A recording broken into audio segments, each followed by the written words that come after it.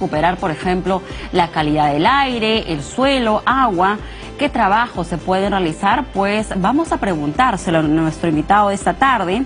Él es Javier Cóndor, él es jefe post-cierre y mantenimiento de ANSAC, a quien ya saludamos. ¿Cómo está, señor Cóndor? Muy buenas tardes. ¿Qué tal, Roby? Buenas tardes.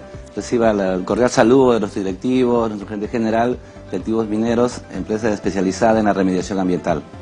Eso, usted nos habla de lo que es la remediación ambiental. Eso es posible cuando sabemos todos de una u otra manera, somos testigos de que a veces una minería no bien practicada, de repente, o que no va acorde a los lineamientos, pues deja muchos pasivos. ¿Cómo se puede remediar esto? ¿Qué hace o qué labor desarrolla ANSAC para poder conseguir este propósito de remediación? Sí, correcto, Roby. Efectivamente, ahí existen varios pasivos ambientales. Actualmente hay 6.903 pasivos ambientales en todo el Perú, y por encargo del Ministerio de Energía y Minas, de la Dirección General de Minería, ANSAC realiza la remediación de pasivos ambientales mineros. Es la recuperación de los componentes mineros que anteriormente fueron explotados, utilizados en la actividad minera, y que estaban generando algunos impactos ambientales al entorno, tanto ambiental como poblacional, ¿no? Entonces se puede remediar con la tecnología, con estudios y con nuevas formas ahora que estamos evolucionando en este tema de lo que es la remediación ambiental, ¿no? Y sobre todo que de la teoría hay que centrarnos en casos específicos. Hay una buena experiencia que se ha podido y que se ha podido concretar y queremos también compartir con nuestro público. Es este proyecto que ustedes han podido trabajar en lo que es el límite de Junín con Pasco, que es Upamayo. El Delta Upamayo. El Delta Upamayo. ¿Qué labor se ha desarrollado allí? Correcto, Romy. Lo que ocurrió es que la minería ancestral, sin normatividad y sin manejo ambiental adecuado, tenía sus vertimientos hacia el río San Juan, y esto producto del transporte del río, obviamente aguas abajo, se fue acumulando en este delta. Por eso de ahí viene el nombre del Delta Upamayo. Entonces este suelo fue acumulando los metales pesados, algunos sedimentos, y posteriormente la población y el entorno ambiental se fue afectado. Era una zona desértica, ¿no? Y activos mineros ingresó a la zona haciendo la ingeniería y recuperando, como neutralizar los suelos y revegetar toda la zona, los 48.8 hectáreas que tenemos actualmente de remediación, ¿no? ¿Qué tipo de minerales es que se iban asentando en esta zona del delta de Upamayo? Son de todo tipo. Viene el plomo, viene el arsénico, el mercurio, diferentes. En cada época se han ido utilizando diferentes insumos, diferentes minerales también en explotación, y esto es lo que se sedimentó en la zona, ¿no? Y era una zona desértica donde la vida era algo fuera de lo común, ¿no? Era una zona roja, árida y con ríos un poco contaminados, ¿no? Hay que decirlo así, ¿no? Claro, pero que son básicamente producto de una minería mal practicada, ¿no? Como usted dice, una minería ancestral, porque ya en estos tiempos la minería se desarrolla de otra manera, ¿no? Entonces es por eso que aparece ANSAC para poder remediar todas estas zonas afectadas. ¿Qué se ha podido recuperar? A veces uno tiene o se tiene de repente esa creencia de que estos suelos que han sido afectados por la minería ya no se van a poder recuperar y no va a poder crecer nada más allí. Sin embargo, lo que ha ocurrido en el Delta Upamayo nos demuestra lo contrario. Estamos viendo incluso imágenes de fauna, ¿no? De flora. Cuéntenos, por favor, ¿desde cuándo es que empieza este trabajo y cuánto tiempo después han conseguido estos frutos? Sí, todo inicia a partir del 2012 con el plan de cierre de pasivos ambientales. Ese es el instrumento de gestión ambiental que da apertura a la remediación, ¿no? Luego viene un proceso de la ingeniería. Hay que ver cómo vamos a remediar, ¿no? ¿Qué tecnología existe para poder mitigar los problemas ambientales que ahí están? Luego viene la ejecución de obra. Ya van las personas, los operarios, las maquinarias a desarrollar la ingeniería que fue planteada en un momento, ¿no? En este caso también con apoyo de la comunidad y todo el entorno social. Y lo que es la neutralización de suelos propiamente dicho, que se realizó en el Delta Upamayo, unos suelos ácidos que estaban con un pH de 2.5, o sea, ácidos, a 5.4, 5.5 actualmente que está. Se sembró 3 especies vegetales, como es la totora, algunas familias de lichu, de césped de puna, 3 especies, y actualmente existen 59 especies vegetales que hemos encontrado en el último monitoreo en junio, ¿no? O sea, ahí no había nada, ahí estaba totalmente árido, muerto, estaba totalmente inerte todo este sector.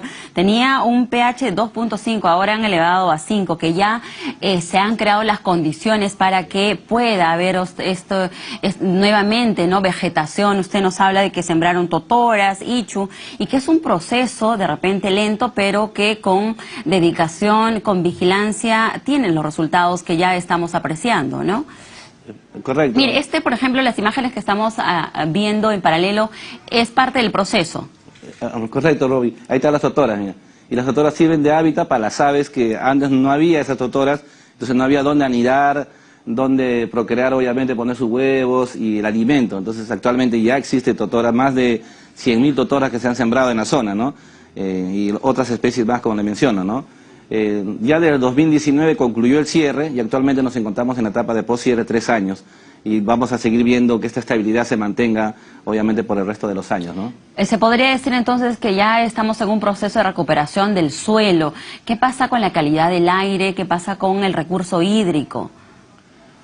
Antes de la remediación, como usted mismo lo dijo, era una zona árida, entonces no había nada de vegetación y producto del viento, el material sedimentado, de los metales pesados, que antes le comenté, estos volaban por el aire y llegaban hacia las zonas cercanas, ¿no? Como algunos lugares donde se pastea o algunas viviendas, algunos pobladores que eran afectados. Pero con la remediación, con la revegetación de la zona, ya la zona árida y agreste ya no existe.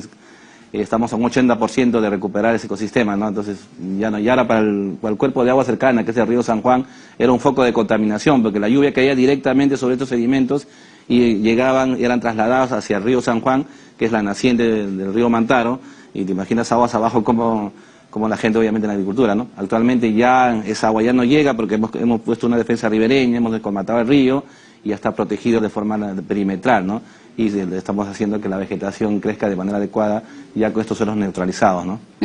También hay fauna, ¿no? De lo que antes no había ningún ser vivo ahí, ningún animal, ahora ¿qué se puede apreciar? ¿Cómo también fue ese proceso de migración de aves? ¿O ustedes también sentaron los primeros, de repente, ¿no? Los primeros, de repente, animales para que puedan esto después expandirse? Sí. En cuanto a las aves, el año pasado hicimos un monitoreo, había más o menos 24 especies, pero para este año ya hay 34 especies. Y dentro de ellos han aparecido especies que están protegidas por la lista roja de ¿cómo se llama? De USN, ¿no? Por ejemplo, tenemos el flamenco andino, este flamenco andino es una especie protegida. Tenemos el chorlo cordillerano, que están habitando ya en esta zona. Igual también en flora tenemos un tipo de orquídea silvestre que también ha sido identificada en este monitoreo, ¿no? Tenemos un roedor que es endémico de la zona, o sea, quiere decir que en otro lugar ya no existe este roedor, es un pequeño ratoncillo silvestre que se mueve por ahí y ya cuando hemos hecho el monitoreo biológico, que es lo que se llama correctamente, hemos encontrado gran densidad de población, ¿no? De este roedor. Y las comunidades cercanas también, ¿cómo de repente antes de que ustedes iniciaran los trabajos de remediación, cómo se encontraban? Usted señalaba de que finalmente el río San Juan, todos sabemos que un río siempre es una fuente, ¿no? Una fuente que provee de recurso hídrico a muchas comunidades. También entendemos se veían afectados, sin embargo, esto con los años tuvieron que de repente dejar de poder abastecerse de este río. ¿Cómo ha ido cambiando o cómo se encuentra ahora en las comunidades cercanas a toda esta zona? Sí, las comunidades efectivamente también son una piedra angular en esto, ¿no? Porque ellos son los primeros que sufren la afectación de esto y gracias también a ellos, a sus comunicados, a lo que ellos obviamente como persona afectada hacen sus manifestaciones y nosotros como una empresa de remediación ingresamos a la zona. Y la mano de obra, por ejemplo, el 80% de la mano de obra fue utilizada aquí en la época, en los 2 años de obra de cierre. Ellos mismos entonces participaron en la remediación. Y ellos mismos te recomiendan incluso las totoras, por ejemplo, de dónde trasplantarlos, las otras especies, ¿no? Porque son traídas de las mismas zonas aledañas donde las tierras comunales tienen su espacio, ¿no? Sus propiedades, ¿no? Entonces se aprovecha justamente ese conocimiento y esa mano de obra las personas que están en la zona, ¿no? Muy bien, excelente. Entonces el trabajo que se ha podido, el trabajo de recuperación de toda esta área, ¿no? En la zona del Delta Umpamayo. Señor Cóndor, así como esta zona, este espacio, se ha podido identificar afectado, producto de la minería mal llevada, ¿no? ¿Hay otros proyectos o hay otras áreas al interior del país que también ustedes hayan identificado y en el que también vayan a realizar este tipo de recuperación? Sí, AMSAC tiene presencia en 11 regiones del Perú y tenemos proyectos de todo tipo de envergadura, ¿no? En la misma zona de Pasco tenemos actualmente un botadero, un desmonte que antiguamente estaba a la intemperie generando drenaje ácido de roca. Ya está en un 83% de cierre y ya seguro en los próximos meses vamos a concluir. Tiene 65 hectáreas de área que estamos remediando. Tenemos en Cajamarca proyectos que ya están en etapa de poscierre. ¿Cajamarca dónde? Tenemos en Hualgayoc, tenemos en la zona de Michiquillay, tenemos después el mismo Junín también otros proyectos que están en ingeniería. Tenemos una cartera más de 65 proyectos actualmente en todo el Perú, en el cual tiene este reto de remediar y darle confianza a la sociedad, ¿no? De que, como usted mencionó al inicio de la entrevista, que la minería antigua de repente no tenía este concepto de sensibilización ambiental, pero actualmente ya lo tenemos y una muestra es el Delta Umpamayo que se ha remediado y así varios proyectos que seguramente vamos a ir informando más adelante también, ¿no? ¿Han habido otros que ya hayan tenido este resultado o este es uno de los primeros? No, tenemos ya, como en Cajamarca tenemos 5 relaveras, tenemos La Pastora, acabamos de concluir 2 proyectos en Puno, que es Esquilache y Aladino. Aladino, hace un mes que hemos concluido el cierre de 35 pasivos en esa zona, ¿no? Y Esquilachi, 132 pasivos en la región de Puno también, que es una zona minera también, ¿no? Solo como último dato nada más, cuando ustedes inician se podría decir este levantamiento de información, ¿hasta qué año es que ustedes hacen el conteo de zonas afectadas? Porque se entiende que a partir de 2020, 2021, 2022, de repente las prácticas ya cambiaron, ¿no? Estamos hablando de que estos espacios han sido afectados años atrás. Sí, justamente por eso se llaman pasivos ambientales mineros, porque son infraestructuras mineras que no tienen dueño, nadie lo reconoce y obviamente genera un impacto y el Estado tiene que hacerse cargo de ello, ¿no? El Ministerio de Energía y Minas, a través de la DGM, hace anualmente un inventario de los pasivos ambientales. Este año, en el 2022, han actualizado y hay 6.903 pasivos ambientales. Entonces, de esos 6.903, el Ministerio de Energía y Minas nos encarga a nosotros la lista de los pasivos que son altos riesgos o riesgo crítico, ¿no? Entonces nosotros no estamos encargados de los 6.000, estamos encargados de actualmente algo de 2.300 tantos pasivos. Entonces nosotros, obviamente, de repente nos van a ir encargando poco a poco, ¿no? Pero va de esa manera, ¿no? Del pasivo que tiene alto riesgo hasta el pasivo, obviamente, que a veces no genera demasiado impacto, ¿no? Muy bien, excelente. Nuevamente nos sentimos muy contentos de que esta zona que antes estaba totalmente ya perdida de seguro para los mismos pobladores que veían, ¿no? Este sector afectado, pues ahora luzca distinto, haya regresado la flora, haya regresado la fauna y sobre todo que estas comunidades también se encuentren en mejores condiciones. Le agradecemos mucho por contarnos del trabajo que viene desarrollando la ANSAC.